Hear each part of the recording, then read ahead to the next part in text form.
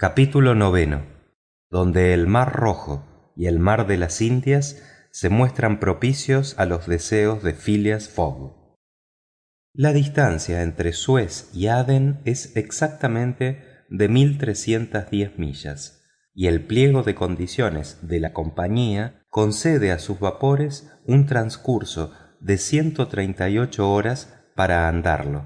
El Mongolia, cuyos fuegos se activaban considerablemente, marchaba de modo que pudiese adelantar la llegada reglamentaria.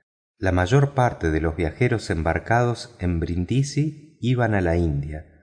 Unos se encaminaban a Bombay y otros a Calcuta, pero por la vía de Bombay, porque desde que un ferrocarril atraviesa en toda su anchura la península indiana, ya no es necesario doblar la punta de Ceilán.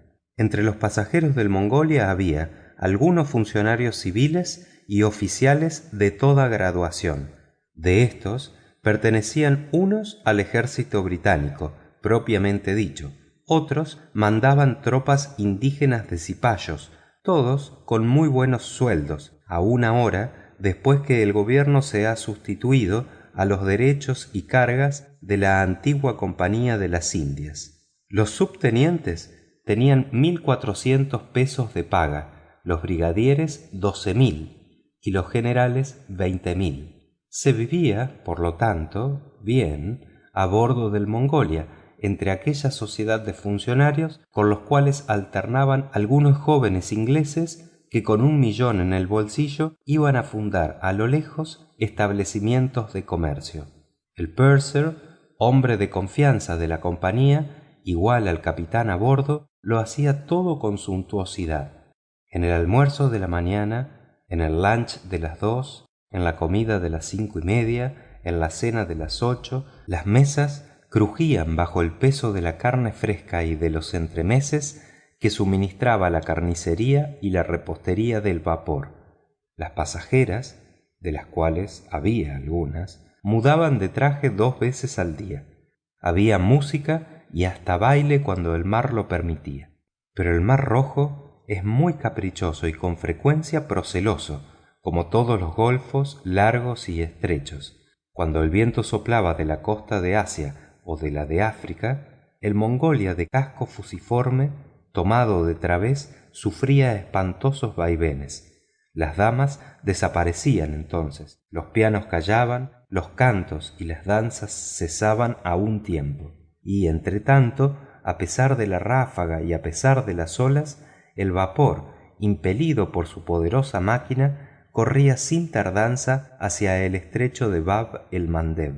¿Qué hacía Phileas Fogg durante aquel tiempo? ¿Pudiera creerse que siempre inquieto y ansioso se preocupaba de los cambios de viento perjudiciales a la marcha del buque, de los movimientos desordenados del oleaje que podían ocasionar un accidente a la máquina, en fin, de todas las averías posibles que, obligando al Mongolia a arribar a algún puerto, hubiesen comprometido el viaje? De ningún modo. O si pensaba en estas eventualidades, no lo dejaba cuando menos traslucir. Era siempre el hombre impasible, el miembro no perturbable del Reform Club, a quien ningún incidente o accidente podía sorprender. No parecía mucho más conmovido que el cronómetro de a bordo. Raras veces se le veía sobre el puente. Poco cuidado le daba observar aquel Mar Rojo, tan fecundo en recuerdos y teatro de las primeras escenas históricas de la humanidad. No acudía a reconocer las curiosas poblaciones diseminadas por sus orillas y cuyos pintorescos perfiles se destacaban de vez en cuando en el horizonte.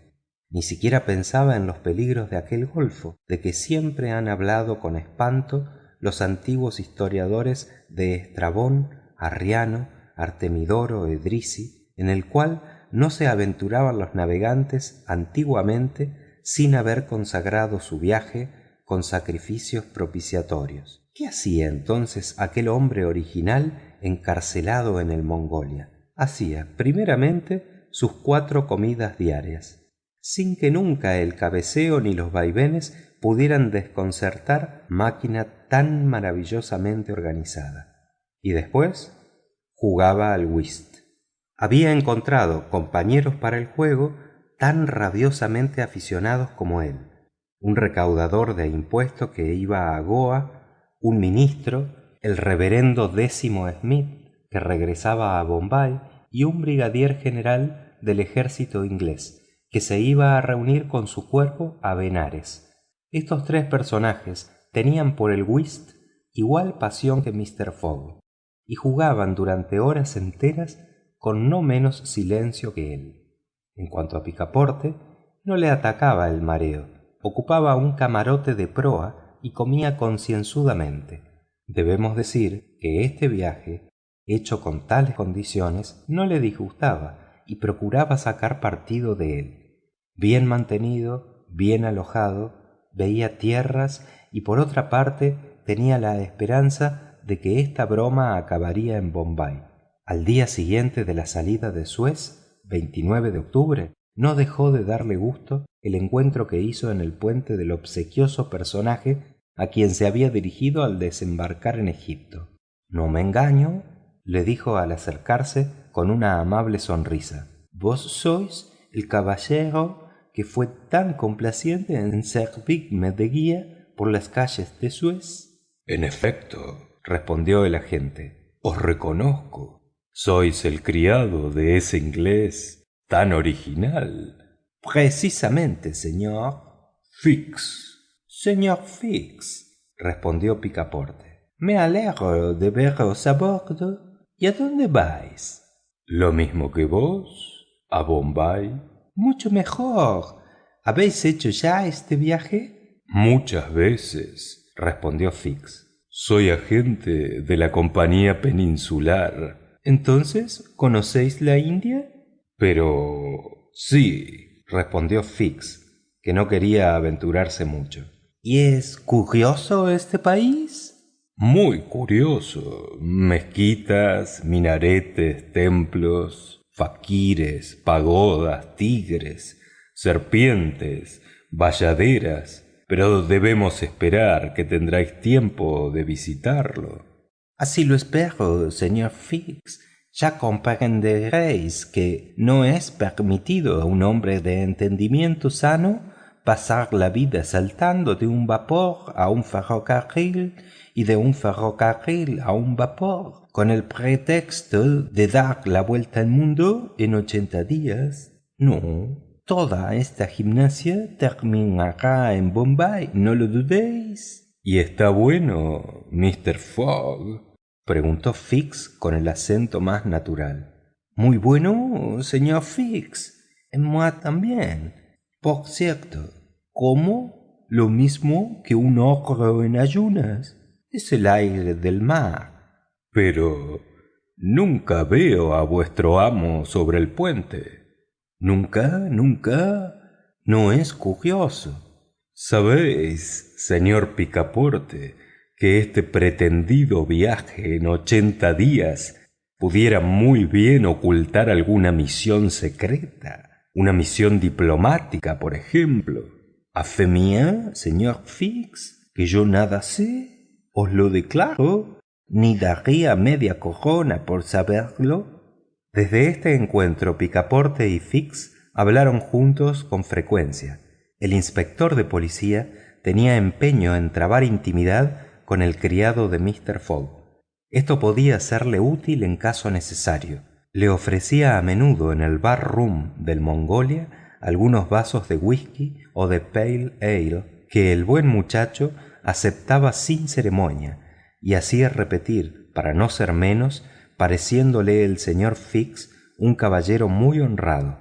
Entretanto el vapor marchaba con rapidez. El día 13 se divisó la ciudad de Moca, que apareció dentro de su cintura de murallas ruinosas, sobre las cuales se destacaban algunas verdes palmeras. A lo lejos, en las montañas, se desarrollaban vastas campiñas de cafetales. Fue para Picaporte un encanto la vida de esa ciudad célebre, y aún le pareció, con sus murallas circulares y un fuerte desmantelado que tenía la configuración de un asa, se asemejaba a una enorme taza de café. Durante la siguiente noche, el Mongolia cruzó el estrecho de Bab el Mandeb, cuyo nombre árabe significa la puerta de las lágrimas, y al otro día, 14, hacía escala en Steamer Punto, al nordeste de la rada de Adén.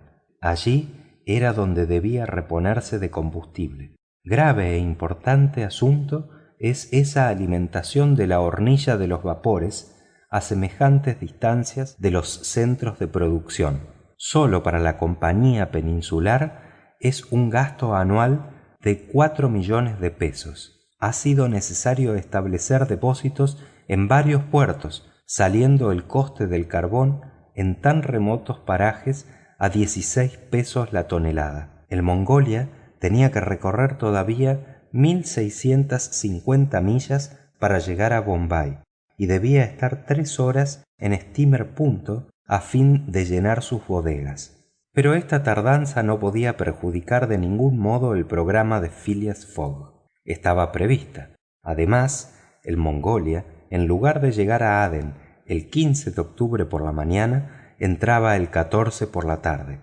Era un adelanto de 15 horas. Mr. Fogg y su criado bajaron a tierra, porque aquel deseaba visar el pasaporte. Fix los siguió procurando no ser observado. Cumplidas las formalidades, Phileas Fogg volvió a bordo a proseguir su interrumpida partida de whist. Pero Picaporte se estuvo, según costumbre, callejeando en medio de aquella población de somalíes, banianos, parsís, judíos, árabes, europeos, que componen los 25.000 habitantes de Adén. Admiró las fortificaciones que hacen de esa ciudad el Gibraltar del mar de las Indias y unos magníficos aljibes en que trabajaban aún los ingenieros del rey Salomón. «¡Qué curioso es eso! ¡Qué curioso!», decía Picaporte volviendo a bordo. «Me convenzo de que no es inútil viajar si se quiere ver cosas nuevas». A las 6 de la tarde el Mongolia batía con las alas de su hélice las aguas de la rada de Adén y surcaba poco después el mar de las Indias. Se concedían 178 horas para hacer la travesía entre Adén y Bombay. Por lo demás, el mar fue favorable, el viento era nordeste y las velas pudieron ayudar al vapor.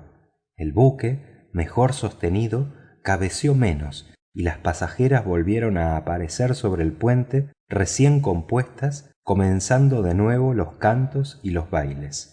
El viaje se hizo en las mejores condiciones y Picaporte estaba muy gozoso de la amable compañía que la suerte le había deparado con la persona del señor Fix. El domingo 20 de octubre a mediodía se avistó la costa indiana. 2 horas más tarde el piloto montaba a bordo del Mongolia. En el horizonte un fondo de colinas se perfilaba armoniosamente sobre la bóveda celeste y muy luego se destacaron vivamente las filas de palmeras que adornan la ciudad. El vapor penetró en la rada formada por las islas Salcette, Elefanta, Butcher y a las 4:30 atracaba a los muelles de Bombay. Phileas Fogg terminaba entonces la 33ª partida del día y su compañero y él, gracias a un manejo audaz, terminaron aquella bella travesía haciendo las 13 bazas. El Mongolia no debía llegar a Bombay hasta el 22 de octubre y arribaba el 20. Por consiguiente, una ventaja de 2 días desde la salida de Londres, la cual fue inscrita metódicamente en la columna de beneficios del itinerario de Phileas Fogg. Fin del capítulo 9. Capítulo 10, donde Picaporte tiene la fortuna de salir bien perdiendo su calzado. Nadie ignora que la India, ese gran triángulo inverso cuya base está en el norte y la punta al sur, comprende una superficie de 1.400.000 millas cuadradas, sobre la cual se halla desigualmente esparcida una población de 180 millones de habitantes. El gobierno británico ejerce un dominio real sobre cierta parte de este inmenso país. Tiene un gobernador general en Calcuta, gobernadores en Madras, en Bombay, en el Bengala y un teniente gobernador en Agra. Pero la India inglesa propiamente dicha solo cuenta una superficie de 400.000 millas cuadradas y una población de 100 a 110 millones de habitantes. Mucho decir es que una notable parte del territorio se haya librado hasta hoy de la autoridad de la reina y, en efecto, entre algunos rajás del interior, fieros y terribles, la independencia india es todavía absoluta. Desde 1756, época en que se fundó el primer establecimiento inglés en el sitio ocupado hoy por la ciudad de Madras, hasta el año en que estalló la gran insurrección de los cipayos, la célebre Compañía de las Indias fue omnipotente. Iba agregando a sus dominios poco a poco las diversas provincias adictas a los rajás por medio de rentas que no pagaba o pagaba mal. Nombraba un gobernador general y todos los empleados civiles y militares. Pero ahora ya no existe y las posesiones inglesas de la India dependen directamente de la corona. Por eso, el aspecto, las costumbres, las divisiones etnográficas de la península tienden a modificarse diariamente. Antes se viajaba por todos los antiguos medios de transporte, a pie, a caballo, en carro, en carretilla, en litera, a cuestas de otro, en coach, etc.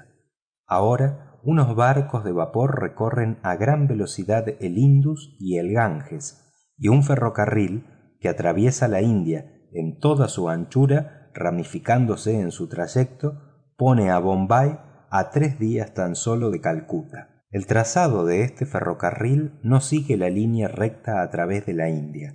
La distancia a vuelo de pájaro no es más que de 1.000 a 1.100 millas, y los trenes, aun con la velocidad media, no emplearían 3 días en el trayecto. Pero esta distancia está aumentada en una tercera parte al menos por la curva que describe el camino elevándose hasta Allahabad al norte de la península. He aquí, en suma, el trazado del Great Indian Peninsular Railway. Partiendo de Bombay, atraviesa Salcette, salta al continente enfrente de Tanna, cruza la sierra de los Ghats occidentales, corre al nordeste hasta Burhanpur, surca el territorio casi independiente de Bundelkund, se eleva hasta Allahabad, se inclina al este, encuentra al Ganges en Benares, se desvía ligeramente y volviendo al sureste por Burdiván y la ciudad francesa de Chandernagor, va a formar cabeza de línea en Calcuta. Eran las 4:30 de la tarde cuando los pasajeros del Mongolia habían desembarcado en Bombay y el tren de Calcuta salía a las 8 en punto. Mr. Fogg se despidió de sus compañeros, salió del vapor, dio a su criado la orden de hacer algunas compras, le recomendó expresamente que estuviera antes de las 8 en la estación y con su paso regular, que batía como el péndulo de un reloj astronómico, se dirigió a la oficina de pasaportes. Por consiguiente, nada pensaba ver de las maravillas de Bombay, ni la casa municipal, ni la magnífica biblioteca, ni los fuertes, ni los docks, ni el mercado de algodones, ni los bazares, ni las mezquitas, ni las sinagogas, ni las iglesias armenias, ni la espléndida pagoda de Malabar Hill, adornada con 2 torres poligonales. No contemplaría ni las obras maestras de Elefanta, ni sus misteriosas hipogeas ocultas al suroeste de la Rada, ni las grutas canquerias de la isla de Salcette, esos admirables vestigios de la arquitectura budista. No, nada. Al salir de la oficina de pasaportes, Phileas Fogg se fue sosegadamente a la estación y allí se hizo servir la comida. Entre otros manjares, el fondista creyó deber recomendarle cierto guisado de conejo del país que le ponderó mucho. Phileas Fogg aceptó el guisado y le probó concienzudamente, pero a pesar de la salsa lo halló detestable. Llamó al fondista. Señor, le dijo mirándole cara a cara, ¿es esto conejo?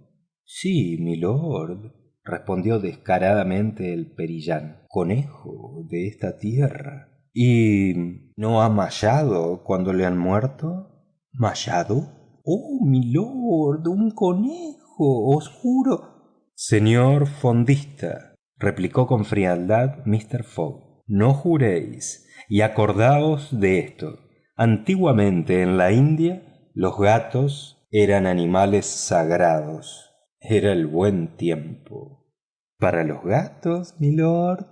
Y tal vez también para los viajeros. Después de esta observación, Mr. Fogg siguió comiendo con calma. Algunos instantes después de Mr. Fogg, el agente Fix había desembarcado también del Mongolia y se había ido corriendo a ver al director de la policía de Bombay.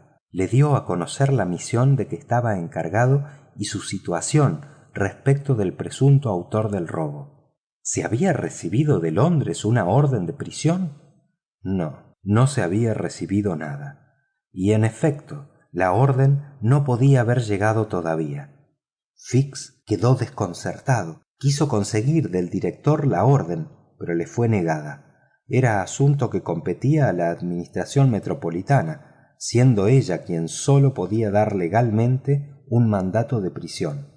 Esta severidad de principios, esta observancia rigurosa de ley, se explica perfectamente por las costumbres inglesas, que en materia de libertad individual no admiten ninguna arbitrariedad. Fix no insistió, comprendió que debía resignarse a aguardar la orden, pero resolvió no perder de vista a su impenetrable bribón durante todo el tiempo que estuviera en Bombay. No tenía duda que allí permanecería algún tiempo Phileas Fogg, convicción de que participaba Picaporte, lo cual daría lugar a la llegada del mandato. Pero desde las últimas órdenes que le había dado su amo, Picaporte había comprendido que sucedería en Bombay lo que en Suez y París, y que el viaje no terminaría allí y se proseguiría por lo menos hasta Calcuta y quizás más lejos. Y empezó a pensar si la apuesta sería cosa formal y si la fatalidad no le llevaba a él, que quería vivir descansando, a dar la vuelta al mundo en 80 días. Entretanto, y después de haber comprado algunas camisas y calcetines, se paseaba por las calles de Bombay. Había gran concurrencia y en medio de europeos de todas procedencias se veían persas con gorro puntiagudo, bunchas con turbantes redondos, sindos con bonetes cuadrados, armenios con trajes largos y parsis con mitra negra. Era precisamente una fiesta que celebraban los parsis o negros, descendientes directos de los sectarios de Zoroastres, que son los más industriosos, los más civilizados, los más inteligentes, los más austeros de los indios, raza a que pertenecen hoy los comerciantes indígenas más ricos de Bombay. Aquel día celebraban una especie de carnaval religioso, con procesiones y festejos en los cuales figuraban bayaderas vestidas de gasas recamadas de oro y plata, y que al son de gaitas y tam-tams danzaban maravillosamente y por otra parte con perfecta decencia. Superfluo es insistir aquí en que Picaporte contemplaba tan curiosas ceremonias, siendo todo ojos y oídos para ver y escuchar, y dando a su fisonomía la facha de bubi más perfecto que imaginarse puede. Desgraciadamente para él y para su amo, cuyo viaje por poco comprometió, su curiosidad lo llevó más lejos de lo que convenía. Después de haber visto ese carnaval parsi, Picaporte se dirigía a la estación, cuando al pasar por delante de la admirable pagoda de Malebar Hill, tuvo la desventurada idea de visitarla por dentro. Ignoraba dos cosas. Primero, que la entrada de ciertas pagodas indianas está formalmente prohibida a los cristianos. Y segundo, que aun los mismos creyentes no pueden entrar sino dejando el calzado a la puerta. Hay que notar aquí que por razones de sana política el gobierno inglés, respetando y haciendo respetar hasta en sus más significantes pormenores la religión del país, castiga con severidad a quien quiera que infrinja sus prácticas. Picaporte entró dentro sin pensar en lo que hacía, como un simple viajero, y admiraba el deslumbrado oropel de la ornamentación brahmánica, cuando de repente fue derribado sobre las sagradas losas del pavimento. 3 sacerdotes con la mirada furiosa se arrojaron sobre él, arrancaron sus zapatos y calcetines y comenzaron a molerle a golpes, prorrumpiendo en salvaje gritería. El francés, vigoroso y ágil, se levantó con viveza. De un puñetazo y un puntapié derribó a 2 adversarios muy entorpecidos por su traje talar, y lanzándose fuera de la pagoda con toda la velocidad de sus piernas, dejó muy presto atrás al tercer indio, que había salido de su seguimiento amotinando a la multitud. A las 8:05, algunos minutos antes de marchar el tren, sin sombrero, descalzo y habiendo perdido su paquete de compras, Picaporte llegaba al ferrocarril. Allí en el andén estaba Fix, que había seguido a Fogg hasta la estación, comprendiendo que este tunante se iba de Bombay. Tomó la inmediata resolución de acompañarle hasta Calcuta y más lejos si preciso fuere. Picaporte no vio a Fix, que estaba en la sombra, pero Fix oyó la relación de las aventuras que Picaporte estaba brevemente haciendo a su amo. «Espero que no os volverá a suceder», respondió simplemente Phileas Fogg, tomando asiento en uno de los vagones del tren. El pobre mozo, desconcertado y descalzo, siguió a su amo sin hablar palabra. Fix iba a subir en otro vagón cuando le detuvo una idea que modificó súbitamente su proyecto de partida. «No, me quedo», dijo. «Un delito cometido en territorio indio. Ya tengo asegurado a mi hombre». En aquel momento, la locomotora dio un vigoroso silbido y el tren desapareció en la oscuridad. Fin del capítulo 10. Capítulo 11, donde Phileas Fogg compra una cabalgadura por un precio fabuloso. El tren había salido a la hora reglamentaria. Llevaba cierto número de viajeros, algunos oficiales, funcionarios civiles y comerciantes de opio y de añil, a quienes llamaba su tráfico a la parte oriental de la península. Picaporte ocupaba el mismo compartimento que su amo. Un tercer viajero estaba en el rincón opuesto.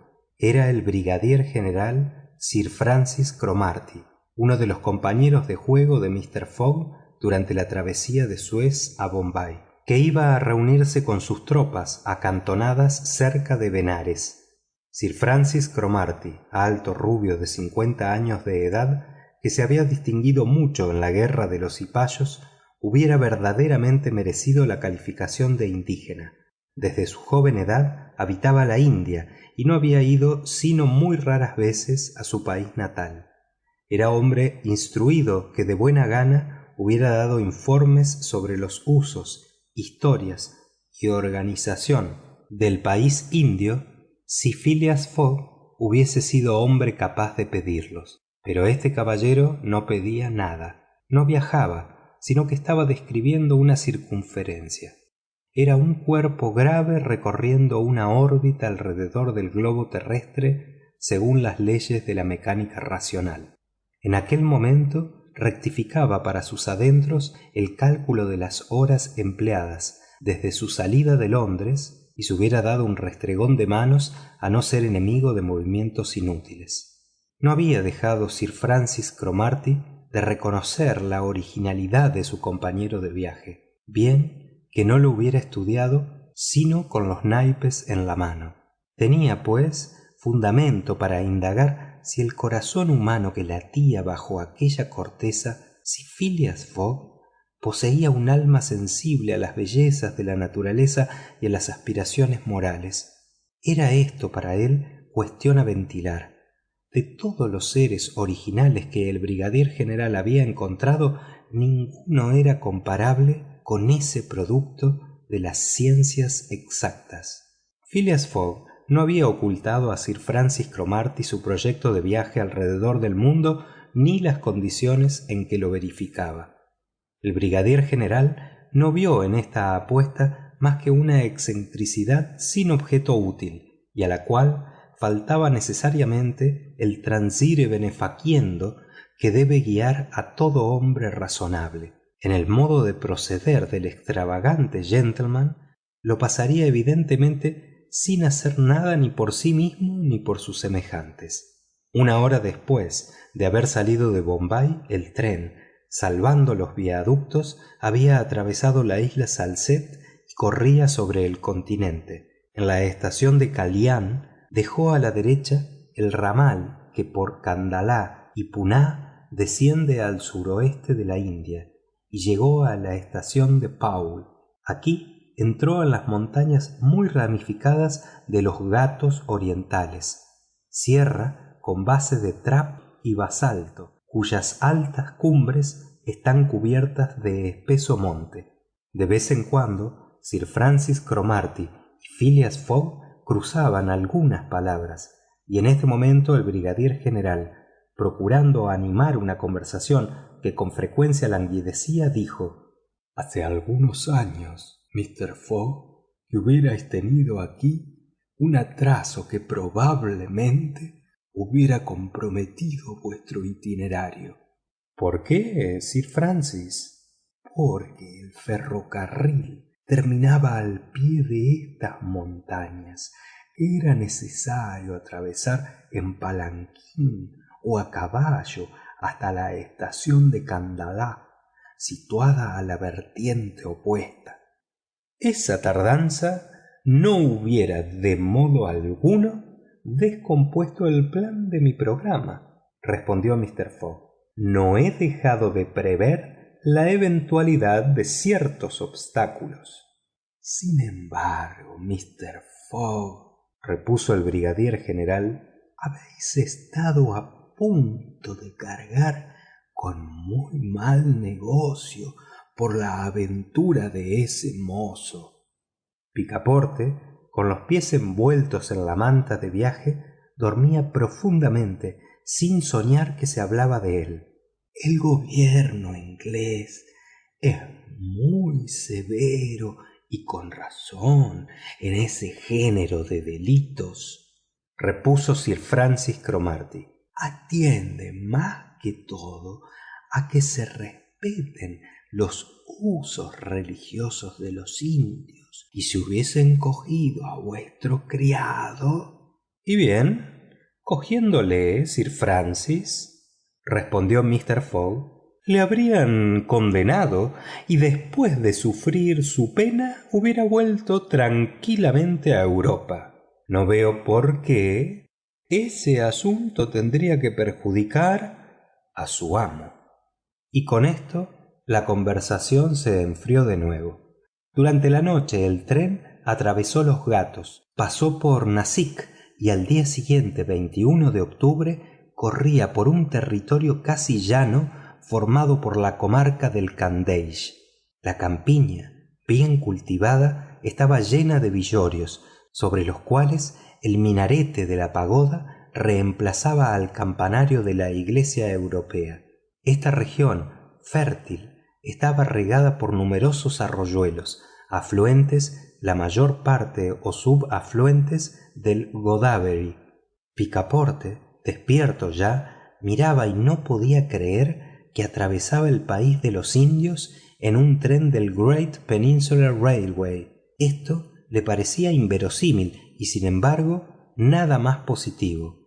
La locomotora, dirigida por el brazo de un maquinista inglés y caldeada con hulla inglesa, despedía el humo sobre las plantaciones de algodón, café, moscada, clavillo y pimienta. El vapor se contorneaba en espirales alrededor de los grupos de palmeras, entre los cuales aparecían pintorescos bungalows y algunos viharis, especies de monasterios abandonados y templos maravillosos enriquecidos por la inagotable ornamentación de la arquitectura indiana.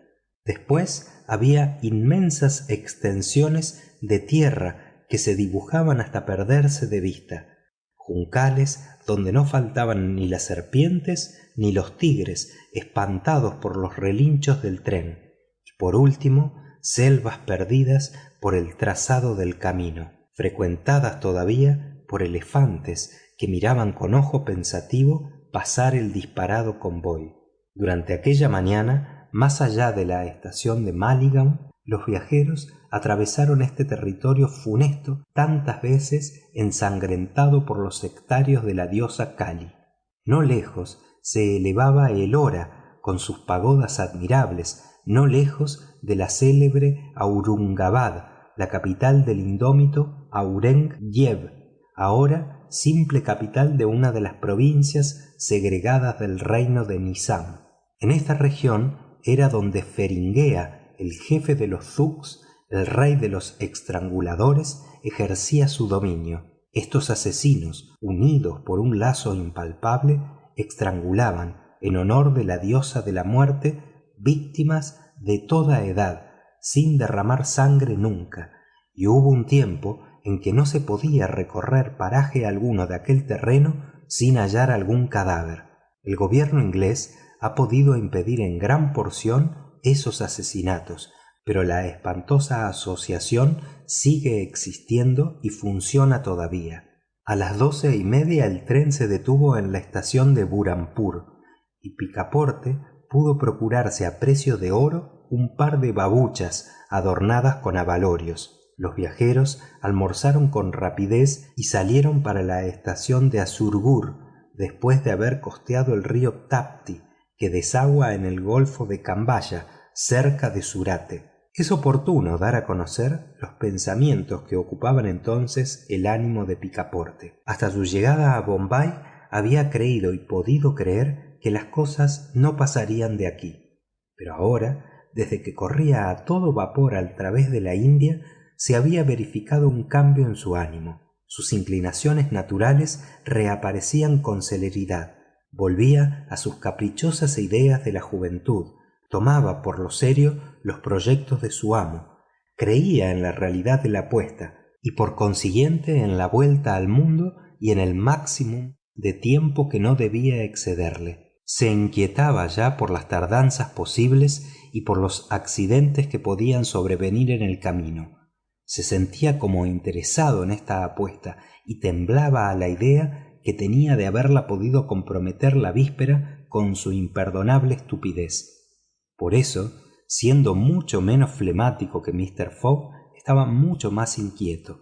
Contaba y volvía a contar los días transcurridos, maldecía las paradas del tren, lo acusaba de lentitud y vituperaba in pectore a Mr. Fogg por no haber prometido una prima al maquinista. No sabía el buen muchacho que lo que era posible en un vapor no tenía aplicación en un ferrocarril, cuya velocidad era reglamentaria. Por la tarde se cruzaron los desfiladeros de las montañas de Suptur, que separan el territorio de Khandesh del de Bundelkund. Al siguiente día, 22 de octubre, respondiendo a una pregunta de Sir Francis Cromarty, Picaporte, después de consultar su reloj, dijo que eran las 3 de la mañana. Y en efecto, ese famoso reloj, siempre arreglado por el meridiano de Greenwich, que estaba cerca de 70 grados al oeste, debía atrasar, y atrasaba en efecto, 4 horas. Sir Francis rectificó por consiguiente la hora dada por Picaporte, a quien hizo la misma observación que ya le tenía hecha Fix. Trató de hacerle comprender que debía arreglar su reloj por cada nuevo meridiano y que caminando constantemente hacia el este, es decir, al encuentro del sol, los días eran más cortos tantas veces 4 minutos como grados se recorrían. Todo fue inútil. Hubiese o no comprendido la observación del brigadier general, el obstinado Picaporte no quiso adelantar su reloj, conservando invariablemente la hora de Londres. Manía inocente, por otra parte, y que no hacía daño a nadie. A las 8 de la mañana, y a 15 millas antes de la estación de Rothal, el tren se detuvo en medio de un extenso claro del bosque, rodeado de bungalows y de cabañas de obreros. El conductor del tren pasó delante de la línea de vagones diciendo: «Los viajeros se apean aquí». Phileas Fogg miró a Sir Francis Cromarty, que pareció no comprender nada de esta detención en medio de un bosque de tamarindos y de cayurs. Picaporte, no menos sorprendido, se lanzó a la vía y volvió casi al punto exclamando: «Señor, ya no hay ferrocarril». «¿Qué queréis decir?», preguntó Sir Francis Cromarty. «Quiero decir que el tren no sigue». El brigadier general descendió al instante del vagón. Phileas Fogg le siguió sin darse prisa. Ambos se dirigieron al conductor. «¿Dónde estamos?», preguntó Sir Francis Cromarty. «En la aldea de Colby», respondió el conductor. «¿Nos paramos aquí?» «Sin duda, el ferrocarril no está concluido». «¿Cómo? ¿No está concluido?» «No, falta un trozo de 50 millas entre este punto y Allahabad, donde se vuelve a tomar la vía. Sin embargo, los periódicos han anunciado la apertura completa del railway. ¿Y qué queréis? Los periódicos se han equivocado y dais billetes desde Bombay a Calcuta», replicó Sir Francis Cromarty, que empezaba a acalorarse. «Sin duda», replicó el conductor, «pero los viajeros saben muy bien que deben hacerse trasladar de Colby a Allahabad». Sir Francis Cromarty estaba furioso. Picaporte hubiera de buena gana acogotado al conductor, que ya no podía más. No se atrevió a mirar a su amo. «Sir Francis», dijo sencillamente Mr. Fogg, «vamos a discurrir, si lo queréis, el medio de llegar a Allahabad». «Mr. Fogg, se trata aquí de una tardanza absolutamente perjudicial a vuestros intereses». «No, Sir Francis, ya estaba prevista». «¿Cómo? ¿Sabíais que la vía?» «De ningún modo, pero sabía que un obstáculo cualquiera surgiría tarde o temprano en el camino. Ahora bien, no hay nada comprometido. Tengo 2 días de adelanto que sacrificar. Hay un vapor que sale de Calcuta para Hong Kong el 25 al mediodía. Estamos a 22 y llegaremos a tiempo a Calcuta». No había nada que decir ante una respuesta dada con tan completa seguridad.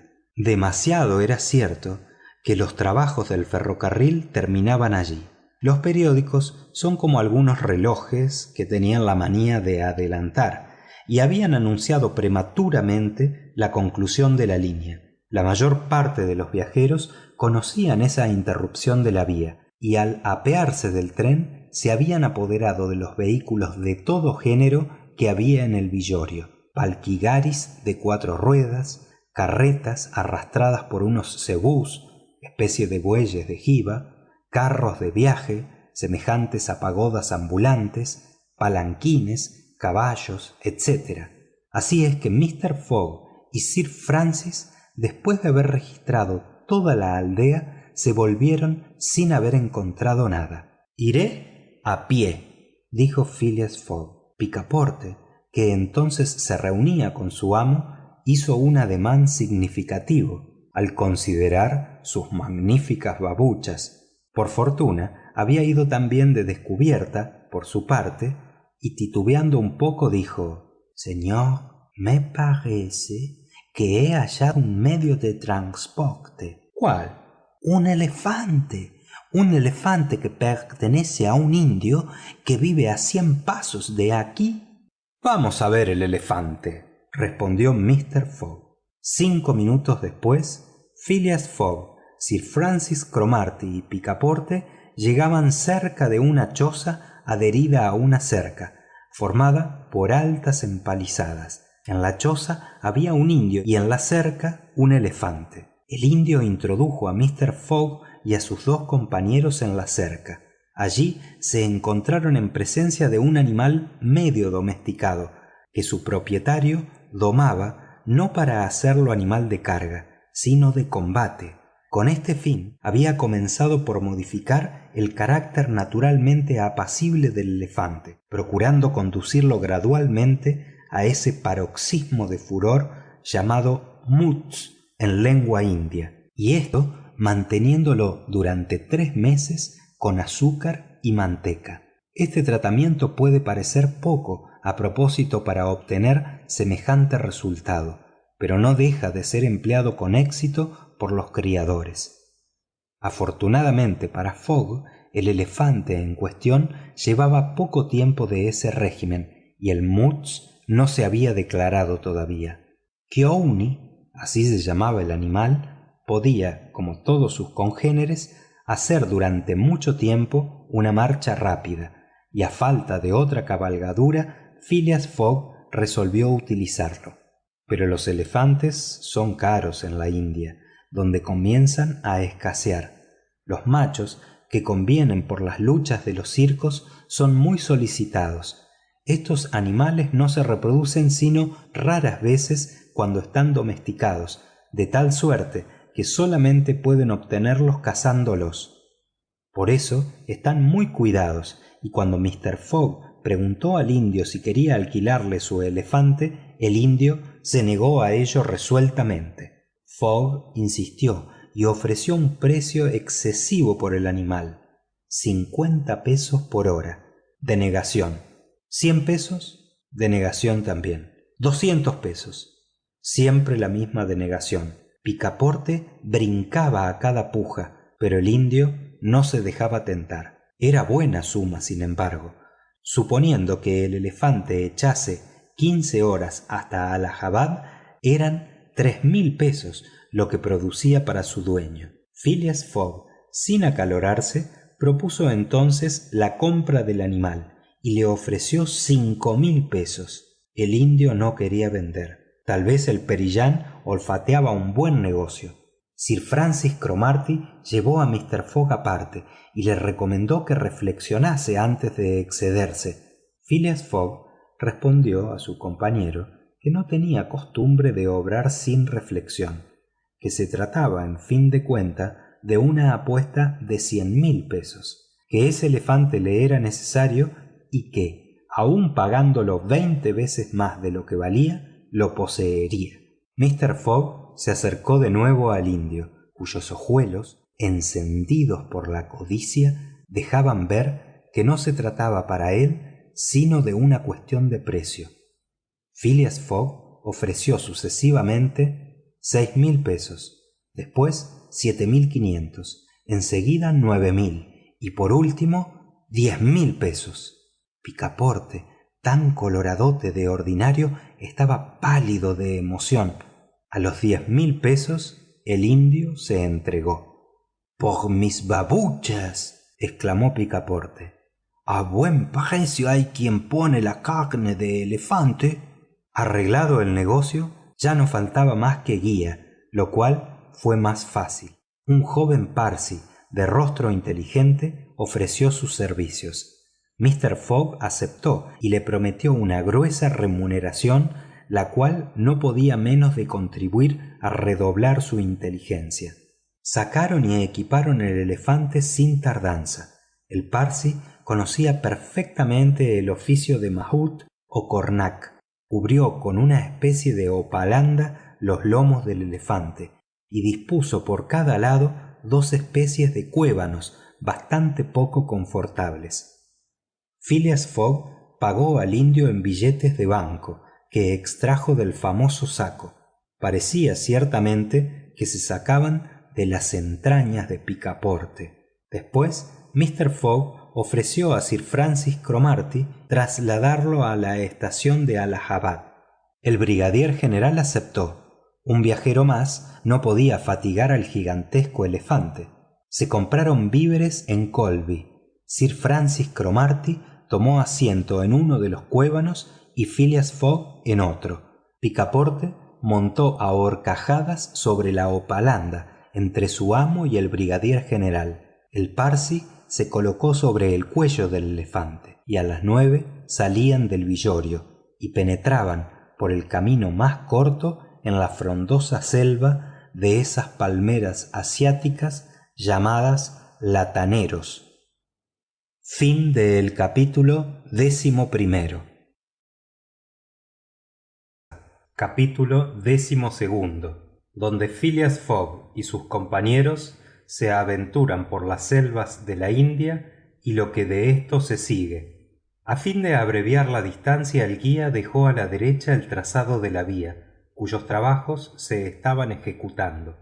El ferrocarril, a causa de los obstáculos que ofrecían las caprichosas ramificaciones de los montes Vindhias, no seguía el camino más corto, que era el que importaba tomar. El parsi, muy familiarizado con las veredas de su país, pretendía ganar unas 20 millas atajando por la selva, y descansaron en esto.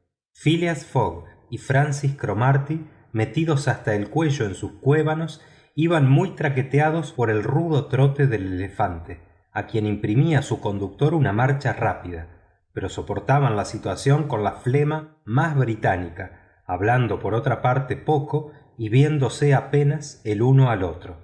En cuanto a Picaporte, apostado sobre el lomo del animal y directamente sometido a los vaivenes, cuidaba muy bien, según se lo había recomendado su amo, de no tener la lengua entre los dientes, porque se le podría cortar rasa.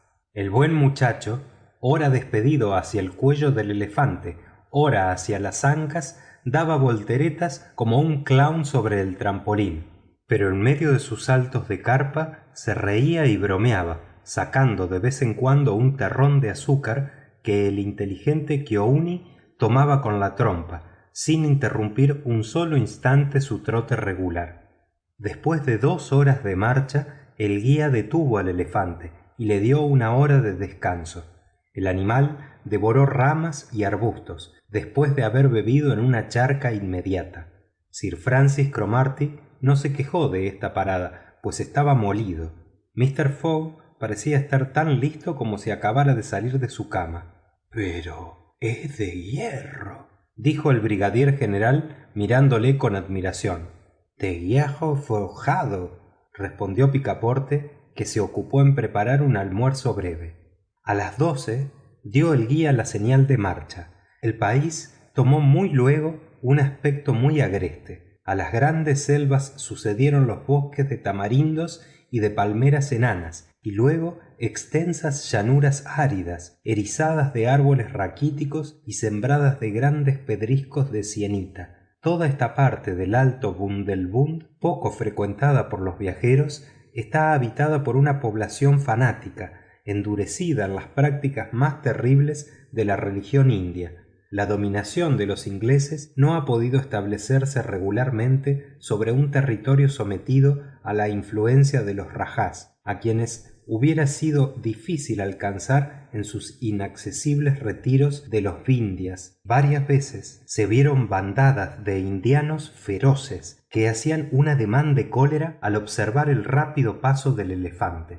Por otra parte, el parsi los evitaba en lo posible, considerándolos como gente de mal encuentro. Se vieron pocos animales durante esta jornada y apenas algunos monos huían haciendo 1000 contorsiones y muecas que divertían mucho a Picaporte. Entre otras ideas, había una que inquietaba mucho a este pobre muchacho. ¿Qué haría Mr. Fogg del elefante cuando hubiese llegado a la estación de Allahabad? ¿Se lo llevaría? Imposible. El precio de transporte añadido al de compra sería una ruina. ¿Lo vendería o le daría libertad? Ese apreciable animal bien merecía que se le tuviese consideración. Si por casualidad Mr. Fogg se lo regalase, muy apurado se vería él, Picaporte, y esto no dejaba de preocuparle. A las 8 de la noche ya quedaba traspuesta la principal cadena de los Vindhias, y los viajeros hicieron alto al pie de la falda septentrional en un bungalow ruinoso. La distancia recorrida durante la jornada era de 25 millas, y restaba otro tanto camino para llegar a la estación de Allahabad. La noche estaba fría. El parsi encendió dentro del bungalow una hoguera de ramas secas, cuyo calor fue muy apreciado. La cena se compuso con las provisiones compradas en Kholby.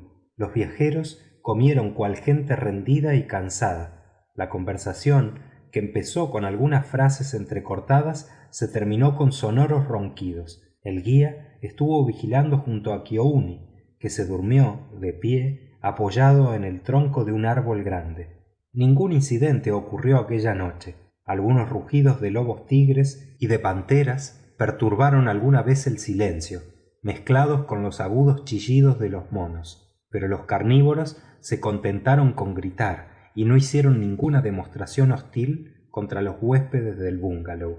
Sir Francis Cromarty dormía pesadamente como un bravo militar curtido en las fatigas. Picaporte, durante un sueño agitado, repitió las volteretas de la víspera. En cuanto a Mr. Fogg, descansó tan apaciblemente como si se hubiera hallado en su tranquila casa de Savile Row. A las 6 de la mañana se emprendió la marcha. El guía esperaba llegar a la estación de Allahabad aquella misma tarde. De este modo, Mr. Fogg no perdería más que una parte de las 48 horas economizadas desde el principio del viaje.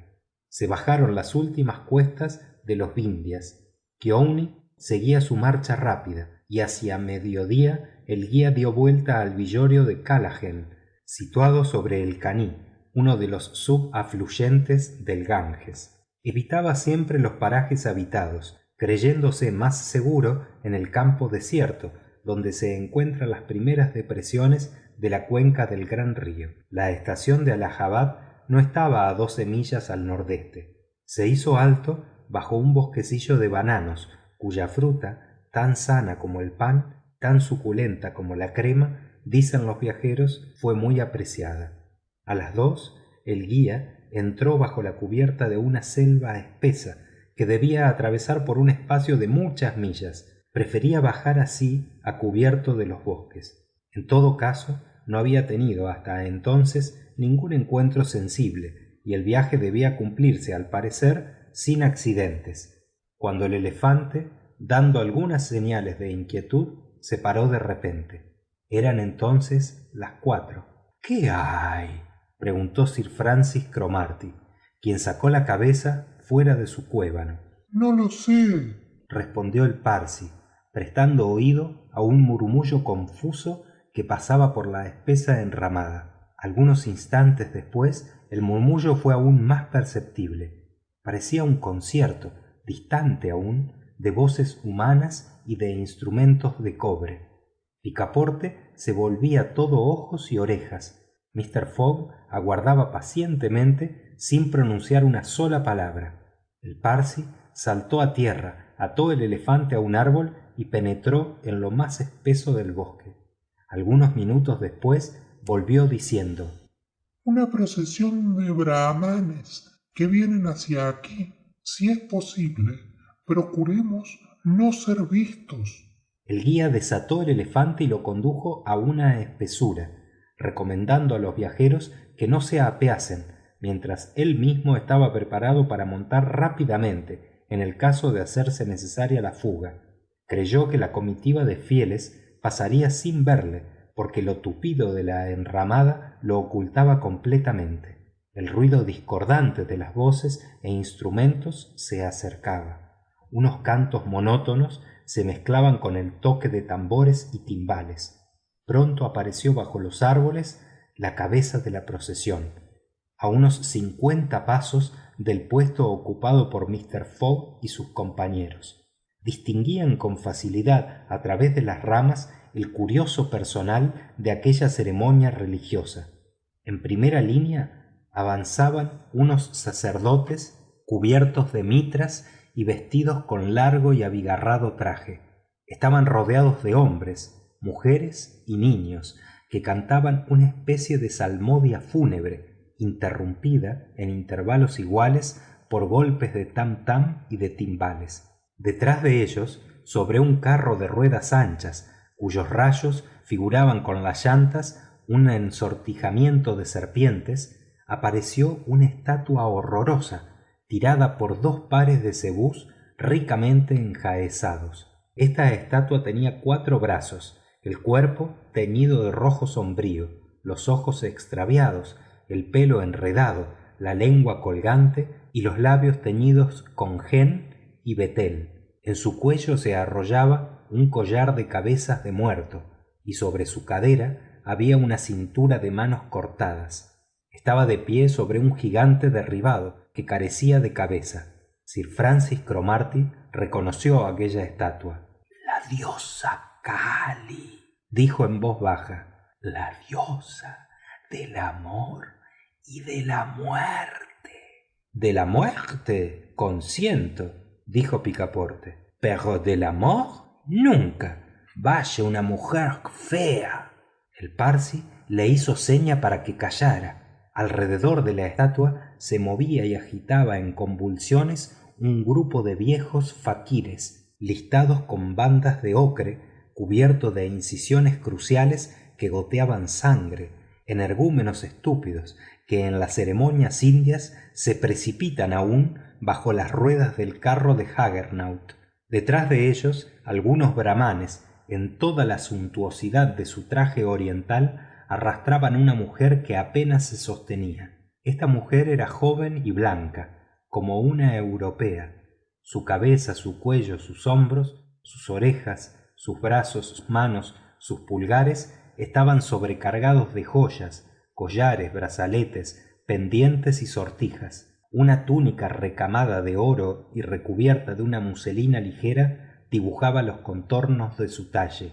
Detrás de esta joven, contraste violento a la vista, unos guardias, armados de sables desnudos que llevaban en el cinto y largas pistolas adamasquinadas, conducían un cadáver sobre un palanquín. Era el cuerpo de un anciano, cubierto de sus opulentas vestiduras de rajá, llevando, como en vida, el turbante bordado de perlas, el vestido tejido de seda y oro, la cintura de casimira diamantado y sus magníficas armas de príncipe indiano.